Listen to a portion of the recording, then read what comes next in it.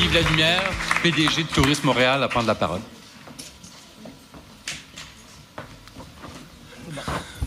Belle présentation, Christine. Toujours un peu difficile de passer après Julie Payette. C'est un peu comme embarquer sur la glace après Guy Lafleur, n'est-ce pas? Alors, je vais m'efforcer de faire aussi bien.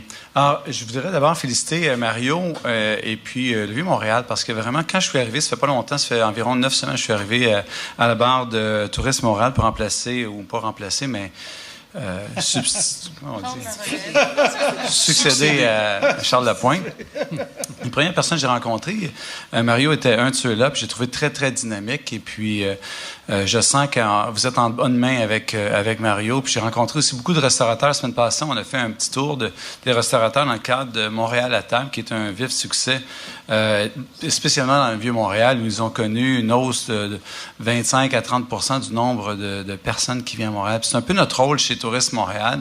On est un peu le Rubik's Cube, si vous vous rappelez un peu le Rubik's Cube. On essaie de tourner les faces pour s'assurer que c'était un peu cohérent, tout ça, puis on n'arrivait jamais aux mêmes couleurs, hein, vous savez, à moins que, probablement que Julie était capable, mais personne d'autre dans la salle, je suis certain.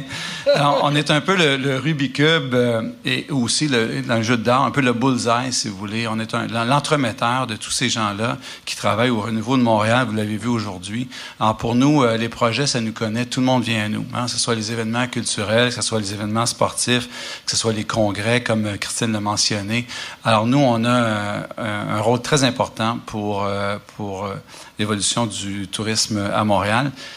Et vous savez que le tourisme, c'est toujours un peu sous-estimé comme industrie. Malheureusement, on est des gens de passion souvent, mais on est des gens aussi très, très sérieux. Et puis, on doit se faire connaître, on doit s'assurer que les gens reconnaissent le tourisme et l'apport que vous tous, vous avez envers la Ville de Montréal. Puis, très content de savoir que le nouveau maire Coderre a l'esprit dans ce sens-là. Est une personne de cœur au niveau du marché sportif, qui est un marché aussi important pour nous. Alors, à l'intérieur d'une quinzaine de minutes, je vais essayer de vous donner une idée rapide de ce qu'est Tourisme Montréal, puis ce qu'on a en vue en termes de l'avenir du Vieux-Montréal. Alors, Montréal, c'est 8,4 millions de touristes. Le coût par touriste, environ 3,50 $ au niveau de la promotion de la ville. Dépenses touristiques à Montréal, c'est 2,5 milliards $. C'est pas rien. Et puis, l'emploi relié, le nombre d'emplois reliés qui vient directement de l'apport de Montréal, parce que 60% des touristes passent par Montréal. Les gens ne savent pas toujours ça, mais Montréal est véritablement une porte d'entrée sur le Québec. Si on regarde en bas, en rouge, vous voyez le coût par chambre occupée. Et Montréal est à 6,54 $. Si on prend notre budget de promotion puis on divise par le nombre de touristes, on fait très bien vis-à-vis d'autres régions, puis vis-à-vis Toronto et Vancouver également. Ça, c'est le nombre... je ne donnerai pas trop de chiffres, là, mais quand même... si on regarde, en 93, on avait environ 2,4 millions de chambres qui étaient vendues à Montréal. Maintenant, on est rendu dans le coin de 4,2 millions. Une augmentation de près de 70 %. Donc, c'est pas rien. Quand les gens, des fois, on font un peu de Montréal bashing, il n'y a pas toujours les bonnes raisons. Et puis, une grande fierté au niveau des Montréalais. C'est sûr qu'avec les incidents des derniers temps, c'est un petit peu plus difficile pour les gens de lever la main et de dire « je suis fier ». Mais on voit vraiment à Montréal que les gens sont contents d'habiter à Montréal. Il y a beaucoup d'activités à Montréal. Et les gens sont contents aussi de venir à Montréal. Le taux de satisfaction, autant des congressistes d'affaires que le marché d'agrément, est très, très, très élevé. Alors, une bonne progression au niveau du nombre de nuitées qui sont vendus à Montréal grâce un peu à tous les intervenants, particulièrement le Palais des Congrès.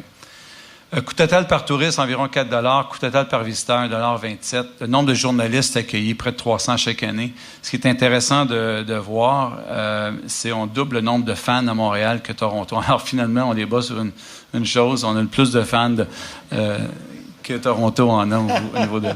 Aussi, le nombre de visiteurs web, on est rendu à 4,1 millions. Ça, on voit une augmentation de 30 à 40 % année après année. Christine l'a mentionné, on a beaucoup de succès au niveau congrès, au niveau des affaires. Et puis, on le voit juste ici, en 2010, on avait 181 000 nuitées qui étaient vendues par notre organisation. Et maintenant, l'année passée, on avait 304 000 nuitées qui se traduit environ par 42-45 millions, une augmentation de 68 %. Donc, le marché affaires pour nous est très critique. On a une augmentation d'environ 35% sur le marché canadien. Sur le marché international, c'est en haut de 100%. Donc, il y a un intérêt marqué pour la clientèle d'affaires pour venir à Montréal parce on se distingue beaucoup de Toronto et de Vancouver. On a un aspect vraiment convivial à Montréal. Alors, c'est ce qu'on essaie de vendre. Et puis, vous allez voir tantôt, je vais vous parler un peu de l'image de marque de Montréal. On a un plan stratégique qu'on est en train de présenter aux intervenants, soit Tourisme Québec, évidemment le maire de la ville au mois de janvier. J'ai pris quelques mots juste pour décrire un peu le plan. Au cœur des décisions d'envergure, je vous en parlais tantôt, pour nous, c'est important qu'on soit un peu le porteur de ballon, le chef d'orchestre de toutes les activités qui peuvent attirer et faire rayonner Montréal à l'étranger ou au Québec. Activateur de création culturelle, Montréal est une métropole culturelle très importante. On est une des métropoles culturelles les plus importantes au Canada et dans le monde.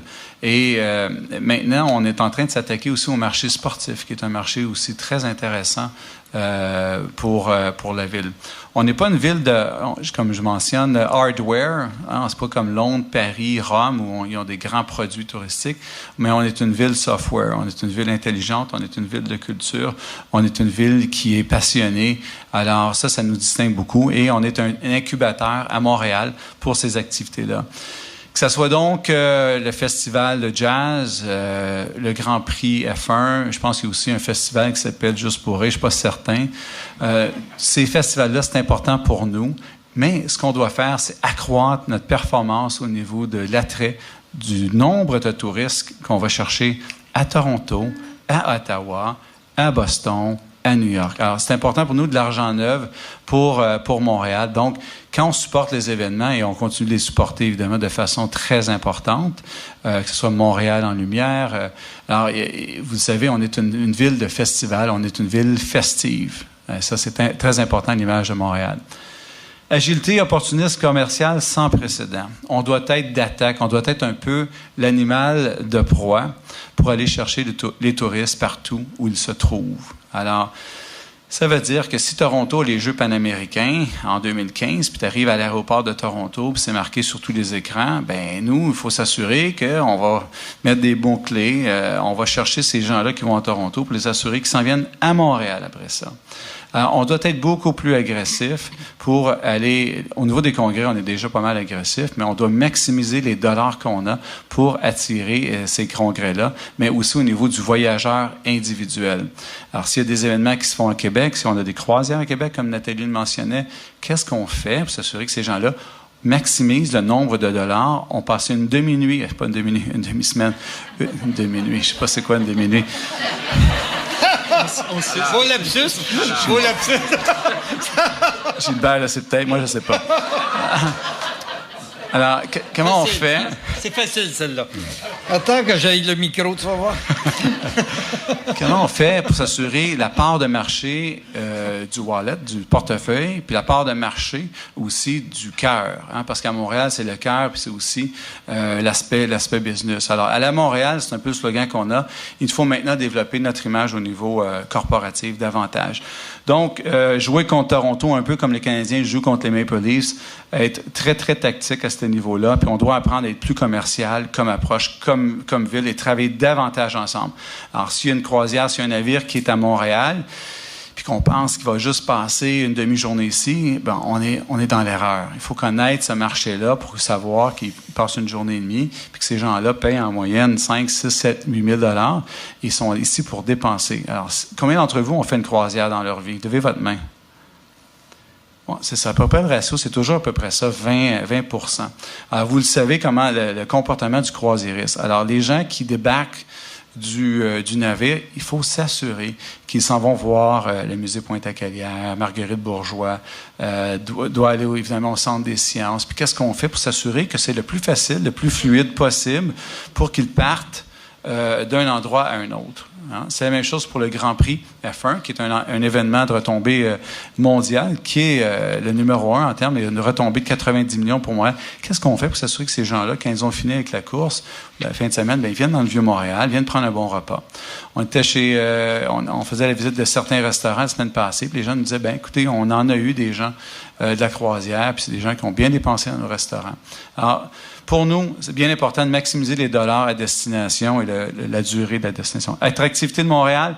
Montréal est 5e au Canada en termes de facteurs d'attractivité. On a perdu 1 demi-point. Par contre, Toronto en a gagné 2 et Calgary, qui veut aller à Calgary, en a gagné 4 %, et même Winnipeg a gagné 1 %. Alors, même Winnipeg. Je passe là-dessus. Valeur de la marque de Montréal. C'est important. Montréal, c'est quoi? Pour chacun d'entre vous, vous avez peut-être une définition différente. J'étais à Détroit. Dis bonjour aussi. J'étais à Détroit dernièrement avec mes gars, regarder le parti de football, puis ils sont dotés d'un slogan pour la ville qui s'appelle One Pride.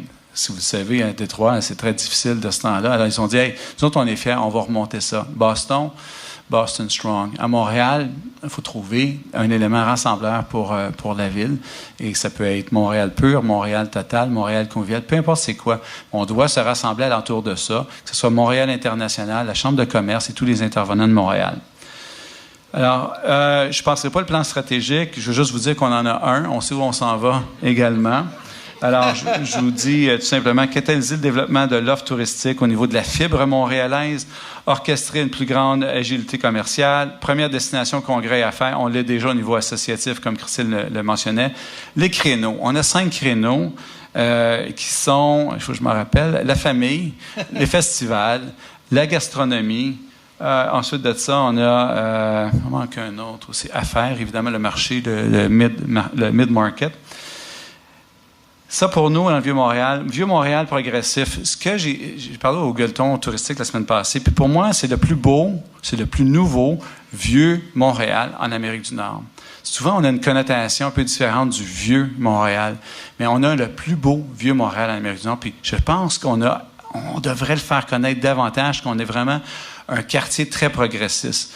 Alors, rapidement, parce qu'il me reste 3 minutes, pour nous, au niveau du marché agrément, la gastronomie, vous le savez, si vous avez des restaurants fabuleux. La porte d'entrée, c'est la porte McGill. Il faut s'assurer que les gens passent d'ouest en est et aussi de nord au sud. La mode, les gens ne sont pas certains. On me dit, hey, écoute, la mode dans le Vieux-Montréal, là, c'est vraiment... Moi, je ne savais pas. Donc, il y a plein de résidents qui ne savent pas non plus que la mode est un créneau important pour le Vieux-Montréal. Croisière, on a suffisamment parlé. Ramener les résidents. Pas certain que les gens de Montréal connaissent encore c'est quoi le Vieux-Montréal. Alors, ces gens-là, qu'est-ce qu'on fait pour amener les résidents de Montréal, et pas juste du Vieux-Montréal, à reconnaître et être des ambassadeurs pour le Vieux-Montréal? On a du travail à faire. Nous, chez Tourisme Montréal, on veut faire un grand rallye montréalais l'année prochaine parce que moi, j'ai redécouvert ma ville dernièrement et je pense que tous les résidents de Montréal ont beaucoup à apprendre du Vieux-Montréal. Accessibilité, porte d'entrée, on doit avoir une stratégie, s'assurer qu'il n'y a pas un clash entre les gens qui arrivent par la porte McGill et les gens qui arrivent par la place Jacques-Cartier. On doit stratégiquement penser de quelle façon on fait ça pour s'assurer que les gens vont d'un bar à l'autre. Ça, vous le savez déjà. Mobilité d'accueil, le concept Batmobile, la raison que je dis Batmobile, c'est parce que c'est le bureau d'accueil touristique mobile, davantage, parce qu'on doit être beaucoup plus virtuel dans notre approche avec les consommateurs. 51% des gens qui viennent à Montréal utilisent le téléphone intelligent et on doit être plus mobile avec les gens pour s'assurer qu'ils dépensent leur argent un peu partout dans le Vieux-Montréal ou à Montréal. Donc, on est en train de regarder ce concept-là. Il me reste 1 minute. Voilà, c'est ça, j'ai passé ma slide. De toute façon, il me restait plus de temps. Beaucoup de choses à faire. Nous, on est là pour vous dans le Vieux-Montréal. Et puis, on se doit se redonner continuer de redorer l'image, soit avec les restaurateurs, les commerçants, les galeries d'art, etc. Et puis, nous, on va s'assurer de faire tous les efforts possibles pour amener nos Américains, nos Ontariens à découvrir ce site fantastique.